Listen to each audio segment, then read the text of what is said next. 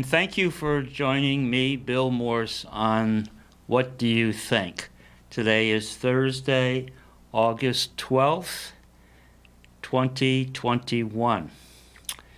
And I just wanted to let you know that the numbers for this week to call in, as you recall, this is a call-in program. The numbers are different this week, so when the numbers appear on the screen, please use those numbers if you would like to call in and participate. The numbers that are now at the bottom of the screen, they are different from last week. So if you would like to call in, please use the numbers that appear at the bottom of your screen. Now, I wanted to open with a story that someone sent me. It was an experience they had in the 7th grade quite a few years ago.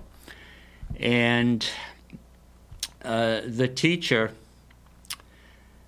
had them watch a film and told the students to take notes during the film.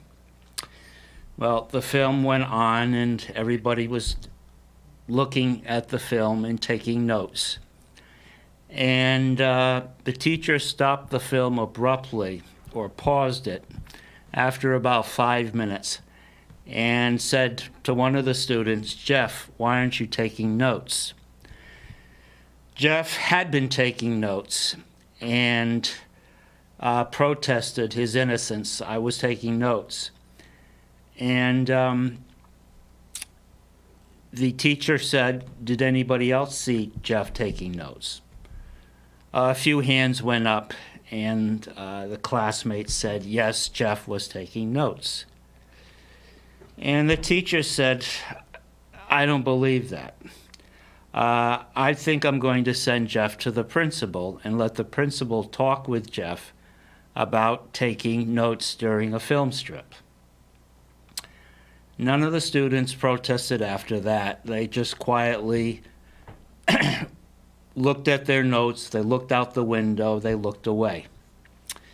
And so, let's see. All right, we have,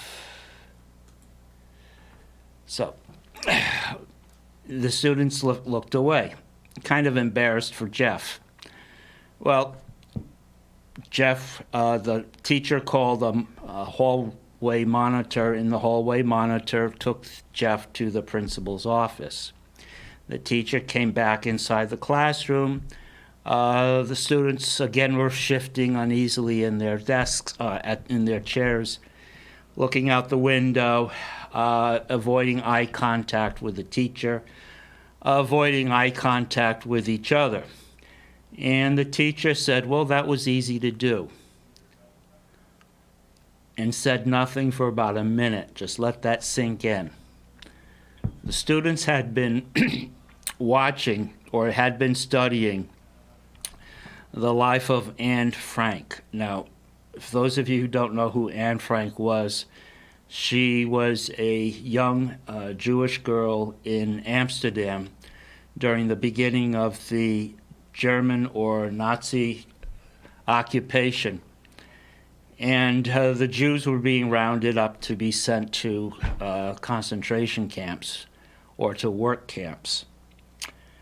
And her point was that she was able to get away with this injustice, the teacher, in sending Jeff out of the room to the principal for allegedly not taking notes, because there was not enough protest from the other students.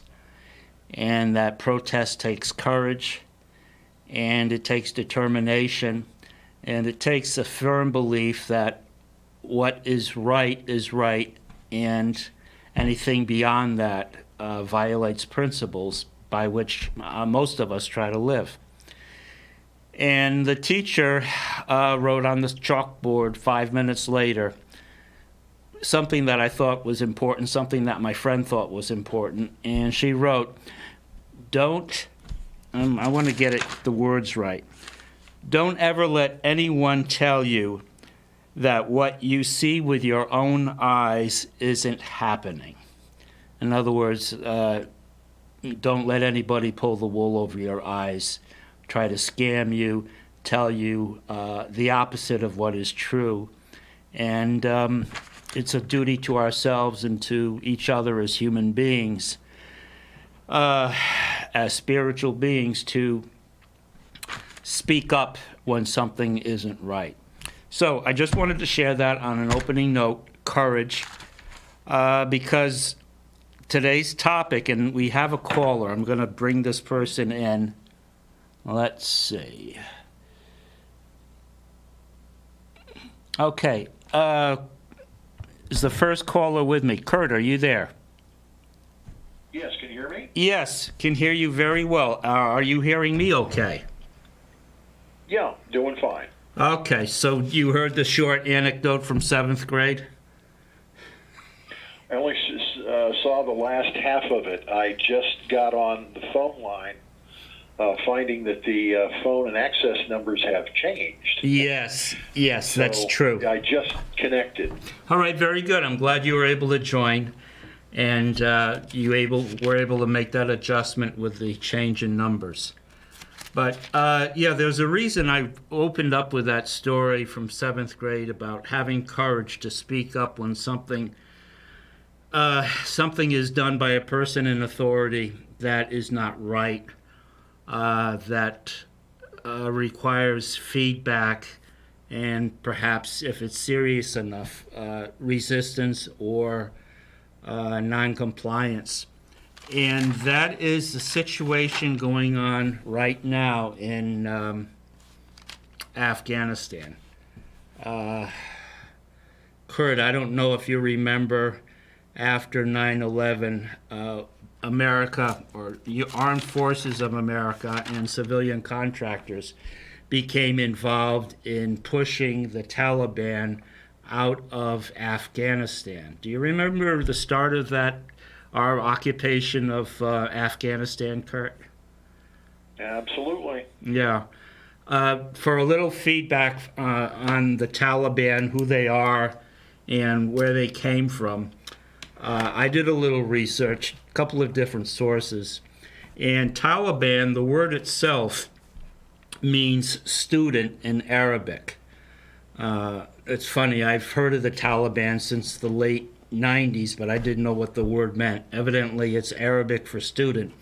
And the reason this group chose Taliban, or is called Taliban, is because they began as a group of university students in Pakistan that were ultra-conservative, religious fundamentalists that believed in not only in the words of the Prophet Muhammad in the Quran, which is like the Muslim or Islamic version of the Bible, only it's taken literally. What the words are from the Prophet Muhammad are taken literally and followed literally in the Quran, and that the Quran, through its teachings, sets up what is called Sharia law.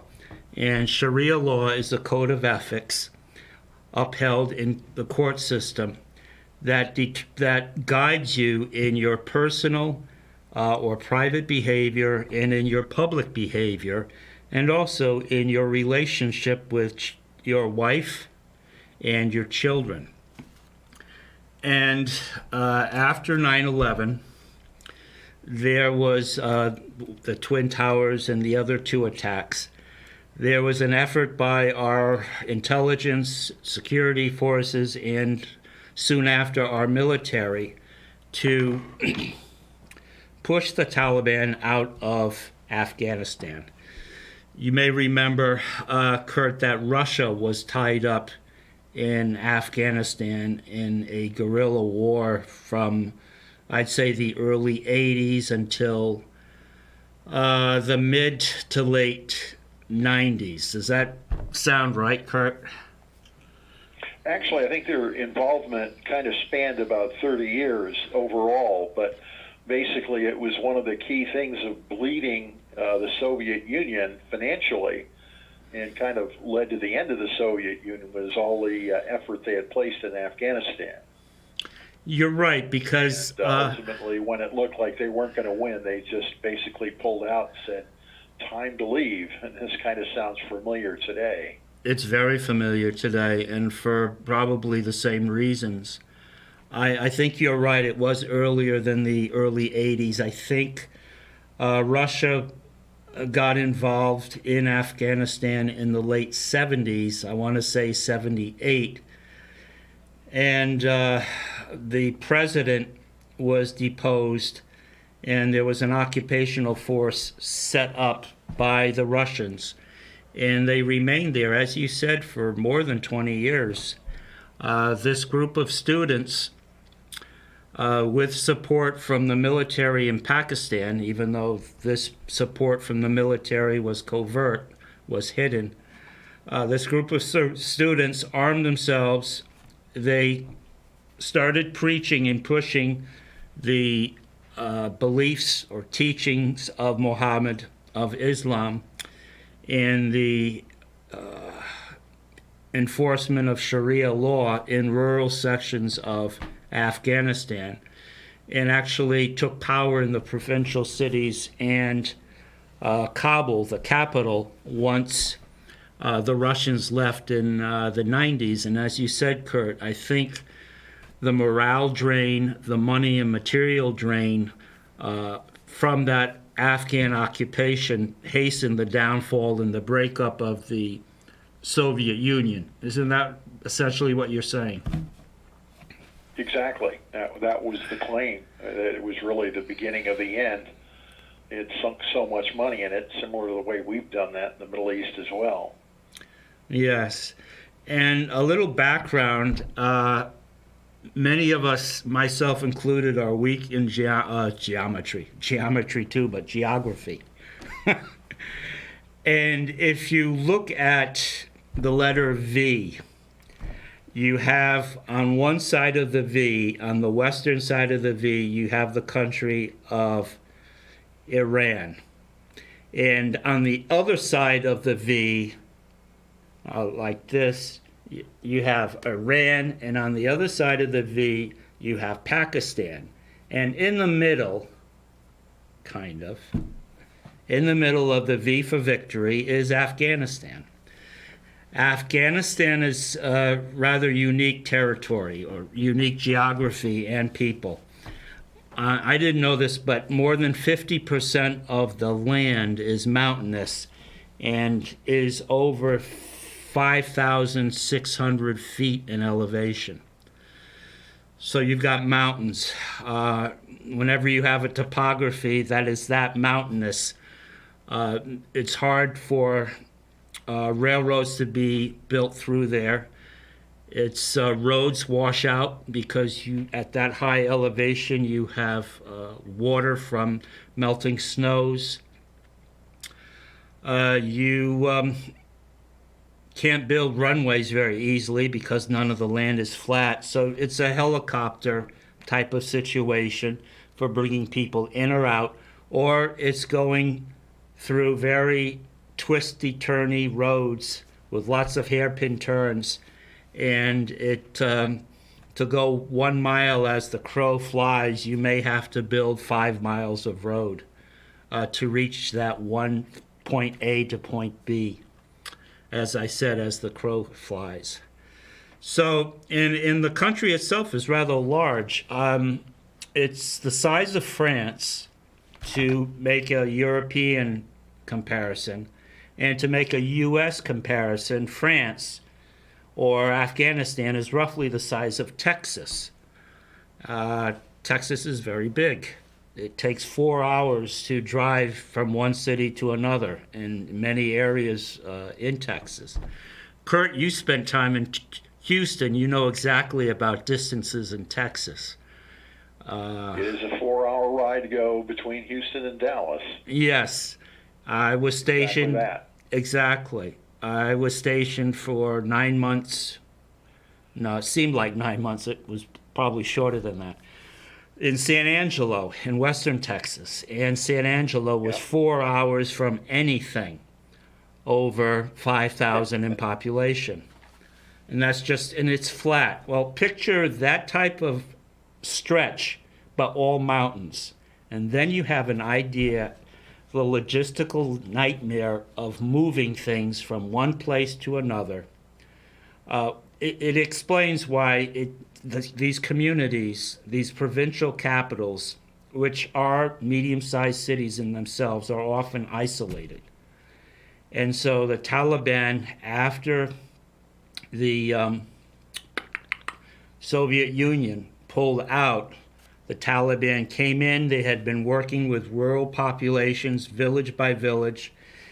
And Kurt, I was surprised to see this, but according to the Pew Research Institute on Sharia law and what countries Sharia law is promoted and well received, 80, and this is hard to believe, so I'm not sure if this is totally accurate, 88% of the Afghan population supports Sharia law.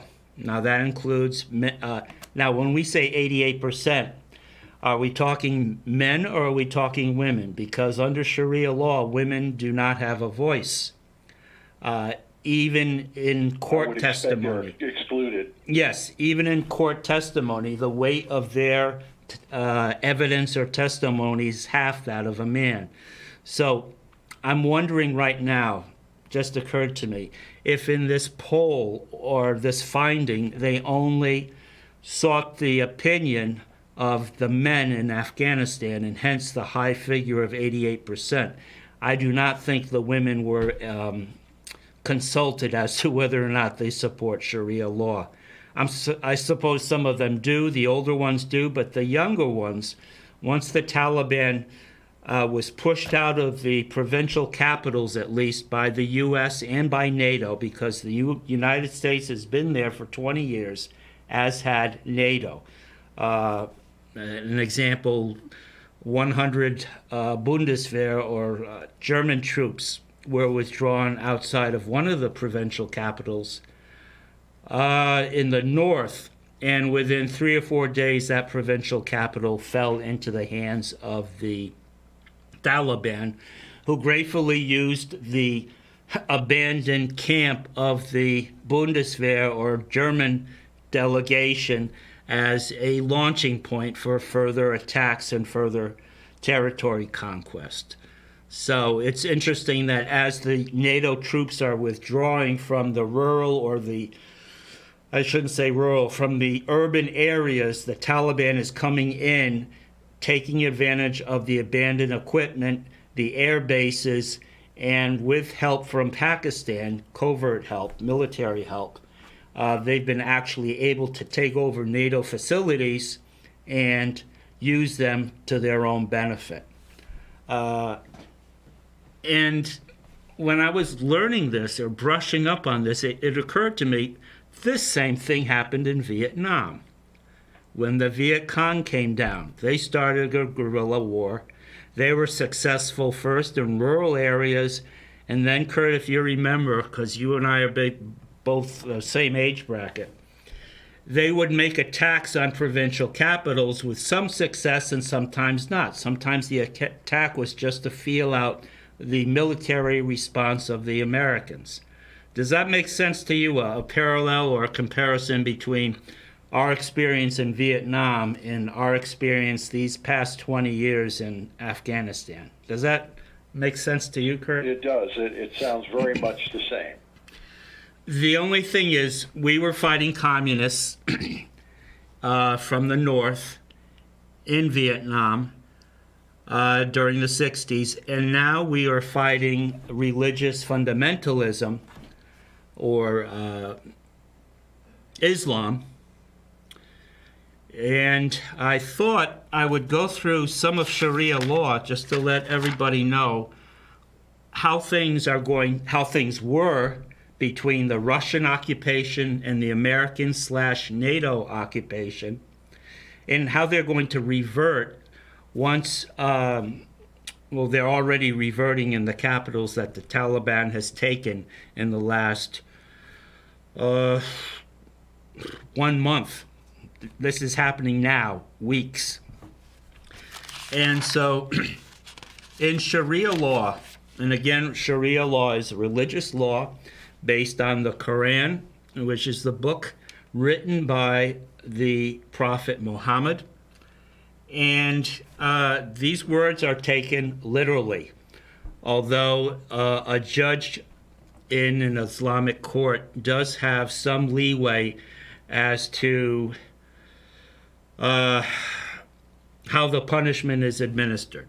So anyway, let me just read off a few, Kurt, because you know, when you have a joke or jokes, sometimes these things turn up in a joke, especially a man joke, but when it becomes reality, it's a different story. Oh, by the way, 89% of Afghan men, I'm going to say men, I'm not sure women, support Sharia law. In Pakistan, 84% of the men, according to the Pew Research Institute, support Sharia law. I bet money that they didn't talk with a single woman in putting together these findings. Okay, so anyway, if you are convicted in court of theft, both your hands are cut off, according to Sharia law. Theft means your hands, both hands are cut off. If you question the Quran, if you're critical of what the Quran says, the punishment is death. If you convert a Muslim to Christianity and you are brought before a court, Islamic court, the punishment is death. Adultery for a woman, the punishment is death. If a man assaults a woman, he receives no punishment if he marries her. In other words, if a man assaults a woman and is brought to court, his punishment is negated if he marries the victim. Under Sharia law, a woman may have one husband, but one husband may have up to 4 wives. Again, this is Sharia law. This is the Quran. I'm not making this up. This is not opinion. This is the law. A man may take a wife 9 years of age and older. Let me repeat that. A man may take a wife 9 years of age or over. A woman cannot speak to a person who is not her husband alone. In other words, a woman cannot talk with another man unless it's her husband. If she's alone, she cannot talk to that man. All right, if she's in the family with the husband's permission, she may talk. Without the husband's permission, she has no right to speak, unless it's to someone in her family. And we're talking, this is public behavior, not in the home. And the last point of the Sharia law, and it goes on, but I thought these were the more important points, was it's okay to lie and to practice deceit if you are advancing the spread of Islam. Now, I'm going to extrapolate on my own. And I could be wrong, Kurt. If you think I'm wrong, then let me know. I'm open on this. But if it's okay to advance the spread of Islam as a belief system, as a religion, then I imagine it is also okay to practice violence. Lying starts, violence is further down the road. If the outcome is to promote and spread the practice of Islam and adherence, obedience to Sharia law and the teachings of Muhammad. Do you think that's a fair extrapolation that I made, Kurt, or am I off? Well, no, I wouldn't think you're far off. I mean, it's hard for us as Americans to really kind of grasp the lack of human rights, particularly for women. and to try to, say that, I don't know, that they're, how do you say? I don't know how to really express it, but I mean, yeah, you're basically on track. That's, it's I don't know, it's hard for me to comprehend, especially what's going on now in Afghanistan. But you look at, I find it strange that the Sharia law is that severe, and yet for, like in Iraq, fighting between the Shiites and one of the other ones I'm trying to think. But anyway, they can't even get along with themselves. But I think what you've got in Afghanistan, and particularly Pakistan, is really, really fundamentalist, fervent, Islam people.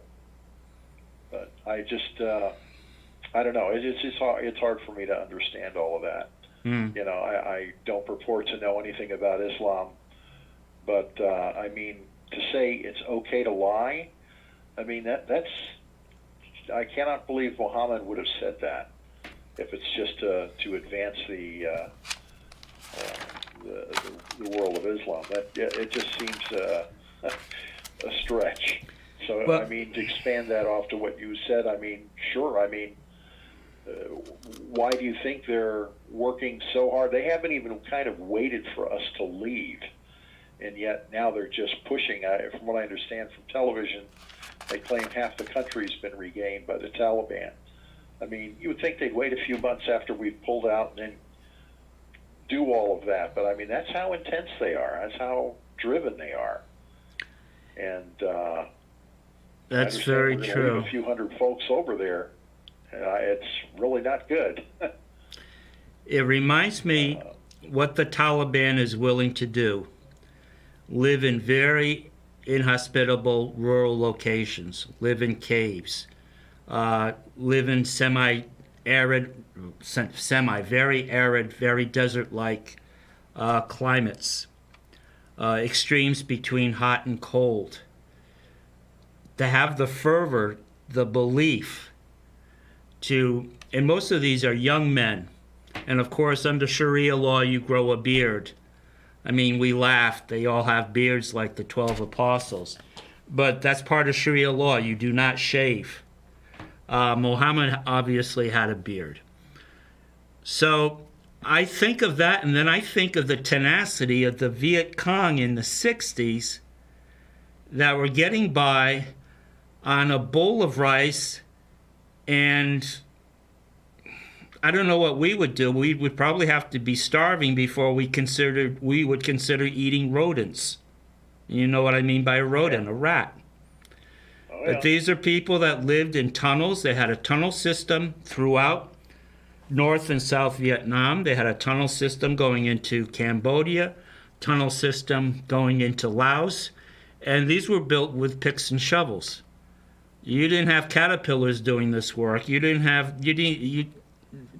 That's how tenacious these people were, and they had a long-term approach. They said, we're going to give this 110%. If it takes 20 years, our children will live in the world we want. And I'll tell you the truth, we don't have that backbone in this country. That's why we get our ass kicked. And I'll explain that. We did not understand the Viet Cong.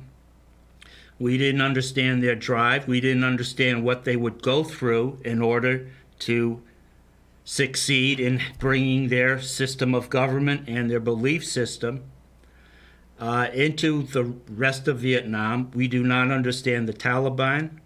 The Taliban is in there because this is a religious war. There's a reason they call us non-believers, infidels. And we lost, and this is, I think this needs to be driven home, we lost 2,400 American GIs and civilian contractors in the last 20 years. 2,400 people were killed over in Vietnam. No, Vietnam was 50. but 2,400 civilian and military personnel were killed in Afghanistan starting in 2001. The killing stopped roughly March of last year, 2020. No one has been killed in Afghanistan that has been reported since March of last year. But we have 2,400 Americans killed. Guess how many wounded? Just take a guess, Kurt. I don't know, maybe 7,000? Try 24,000. We have 24,000 civilians and GIs that have come back to this country needing medical help, often long-term medical help, filling our VA hospitals. And now we're beating a retreat because we did not understand where we were, who we were dealing with, just like we didn't understand where the hell we were, who we were dealing with in Vietnam. We haven't learned a damn thing, in my opinion. It would also be unfair. It would be unfair to mention how many Afghanis were killed during this occupation. I want to take a guess at that. It's a higher number. 130,000. 130,000 Afghanis lost their life over the last 20 years of NATO/American occupation. And do you have any idea what their population is? Some of these provincial capitals have are about the size of Providence. They're not small places. You have 9 provincial capitals, like think of 9 Hartfords or Providences. And then lots of villages that are remote, which is always where the Taliban has had their strong point. Because they can attack and hide. It's a guerrilla warfare, but without the jungle. Guerrilla warfare in a desert, in a mountain land. And I don't know, I hate the loss of life on all sides, but what I hate the most is the lack of understanding, the lack of, if you're in there, fight to win. Instead of stalemate. And I'm sorry, though, it's the best we did was buy some time.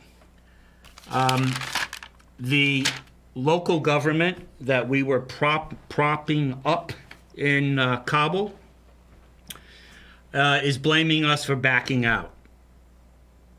They're blaming NATO, and they're blaming Americans. I think, though, a lot of people are tired of what they call endless wars that we're involved with. And if we're not there to fight to win, and when I say fight to win, I don't mean militarily. I mean to win the spirit of the people. If we have any chance of keeping our own, if we can't instill democracy in another country, how are we going to keep it for ourselves? Especially when you're up against a non-democratic religious fundamental belief system. How do we coexist? No one's asking these questions. No one's debating it, as far as I know. What we get on TV is mush, drivel, superficial. So I'm going to end. We're going to run over, but I'm going to end, Kurt, with a short video clip. I think it's 9 minutes. And if anybody wants to look at this again, it's on YouTube. It's public domain, and it's called "Afghan Women Take Up Arms," because it's the Afghan women and young ladies, girls, that are going to be losing their rights for leading their own lives and having a voice in the community. So if we could roll that video.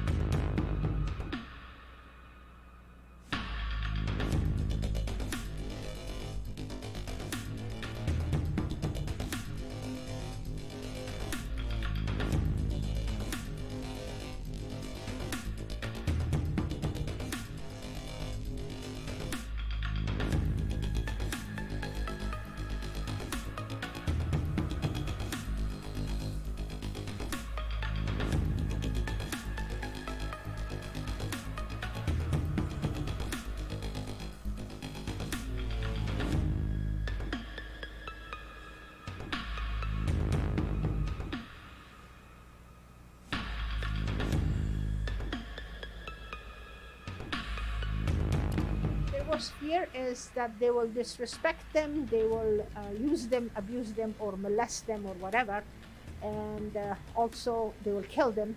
And then there's one of them that is afraid or that her two children will be taken by their father, because their father is a Taliban.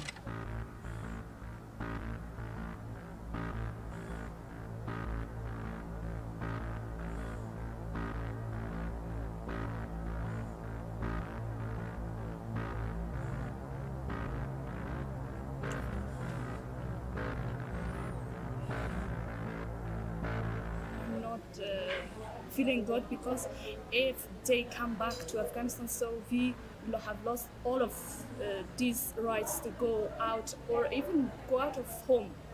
I don't like scarf, but I can like. She has to wear a scarf. If Taliban come, I have to wear a scarf, and it's awful for me.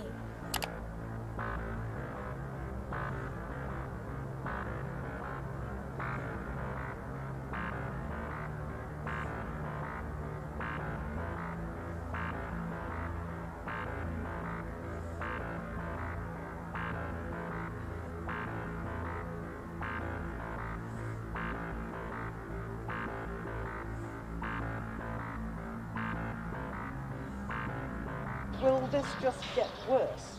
تشویش بسیار زیاد است. فکر کنین ما از خانم ابراهیم دیگه دی حالتی که حاله است، دی حالت زندگی که افغانستان داره، از خانه که برای آدم باید دعای خدا خوانده بره، چون نمیفهمه که از اونجا زنده میایه یا من به پاکایم دم انفجاری که 2 سال پیش شدم از بین رفت، دیگه هم دخترم مملوش بود که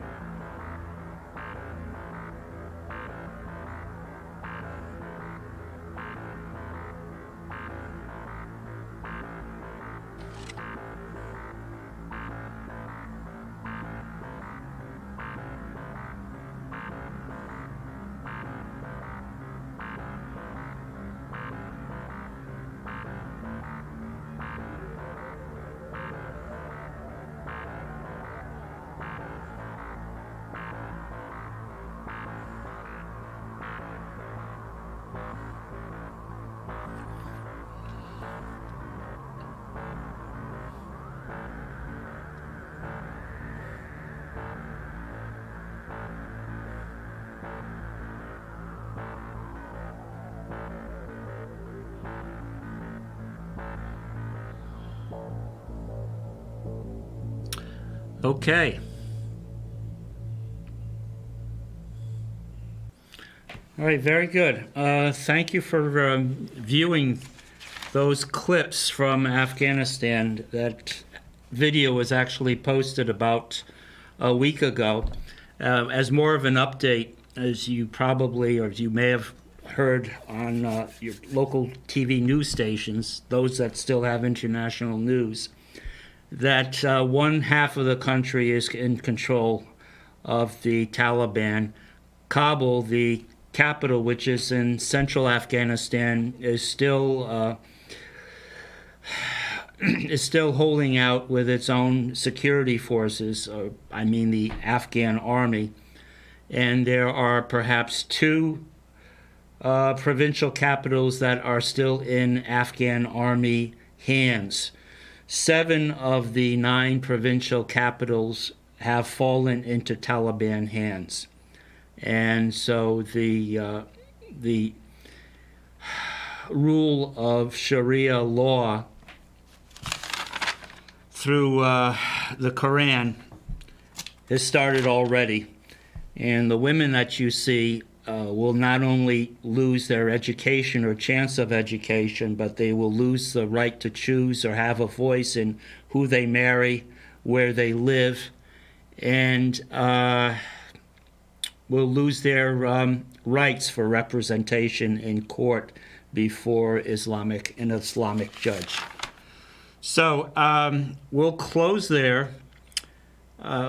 Barring a miracle, the rest of the country and the capital will likely fall into the hands of the Taliban by the end of this month.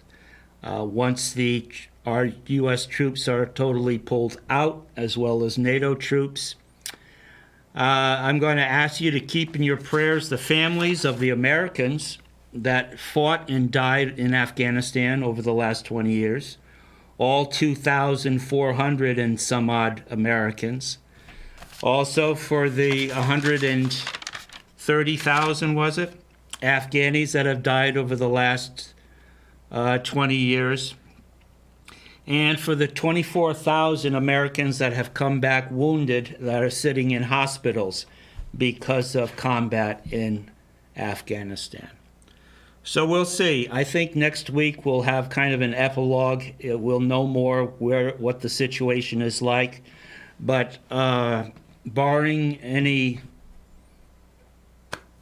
miracle, the Taliban will regain control of Afghanistan, and that includes the capital of Kabul.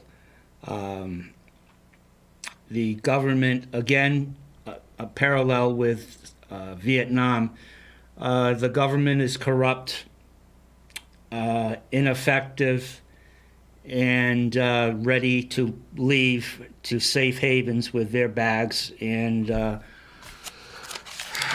valuables with them, leaving the people behind to make whatever adjustment they can. So, Kurt, before we sign off, is there anything you would like to add to, after having seen that video film clippage from Afghanistan that dealt with the probable plight of women in that country? Yeah, it's, as you said, it's going to be unfortunate because it's all going to revert back to what it was before, which is no rights for women really at all. And I understand from recent news that soldiers that are being involved in the war against the Taliban are now being executed. So if you're caught as a soldier, whether you were shooting or not, you're going to be executed. So, I mean, I don't know how that fits into Sharia law as being right, but well, help them all. It does, in that could be seen as attempting to convert someone from Islam. I believe that was one of the points. Yes, death to Quran critics, death to someone trying to convert a Muslim to, let's say, Christianity. So I could say that those soldiers will have to fight to the death if they do not leave the country, just as the women, many are willing to fight to the death as opposed to living under this type of fundamental religious authoritarian rule. So again, our prayers go to the people of Afghanistan, and particularly women and young girls that are going to be experiencing loss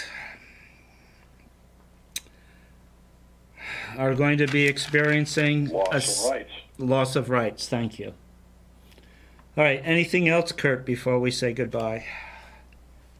No, that's about it. Let's just hope that we don't get involved in another one of these situations.